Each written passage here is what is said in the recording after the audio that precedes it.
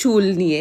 দেখো চুলটা কতটা বেশি লম্বা, তার সাথে সাথে কিন্তু একদমই আনম্যানেজেবল। তারপরে আমার ব্রাইড বলেই দিয়েছিল কোনো রকম হিট না ইউজ করতে, একদম নর্মালের ওপরে একটা হেয়ার স্টাইল করতে। কিন্তু আমি ভাবছি যে নর্মালের ওপরে কী বা এমন করব, তার উপরে ও পরবে এত সুন্দর একটা লেহেঙ্গা, আর তার সাথে একটা নর্মাল হেয়ার স্টাইল করব। তো তারপর ও আমাকে একটা হেয়ার স্টাইল দেখালো, যেটা এরকম জাস্ট বেঁধে বেঁধে এক একটা করে গার্ডার দিয়ে সাথে আমি দেখো জিপসি ফুল দিয়ে দিয়েছি। পুরো চুলটা বাঁধার পর বেশ কিন্তু অন্যরকম লাগলো। একদিকে ভালোই হলো, কোনো রকম হিটও ইউজ হয়নি, একদম হাতে করেই পুরো হেয়ার স্টাইলটা করতে হয়েছে।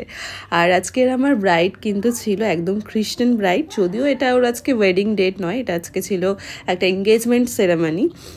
তো তার জন্য এরকম একটা হোয়াইটের ওপরে ও গাউন পরেছিল। আর এই যে হচ্ছে কমপ্লিট লুকটা। আমি যতটা পেরেছি ওকে ন্যাচারাল মেকআপ দেওয়ার চেষ্টা করেছি। এখানে আমি খুব বেশি হাইলাইট ইউজ করিনি, খুব বেশি ব্লাশারও ইউজ করিনি, কারণ ওই যে সেন্সিটিভ স্কিন, খুব ভেবে চিনতে তারপরে মেকআপটা করতে হবে। তো এইটা আমার ছিল ফাইনাল গোটা লুকটা। তোমরা কেমন লাগলো তোমাদের পুরো মেকআপটা অবশ্যই জানিয়েছেও কমেন্ট সেকশনে।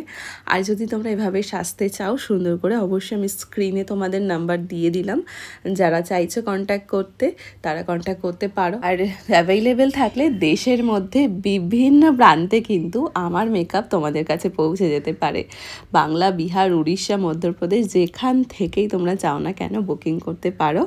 আর তার জন্য তোমাদেরকে ওই কন্ট্যাক্ট নাম্বারে কন্ট্যাক্ট করতে হবে। চলো টাটা।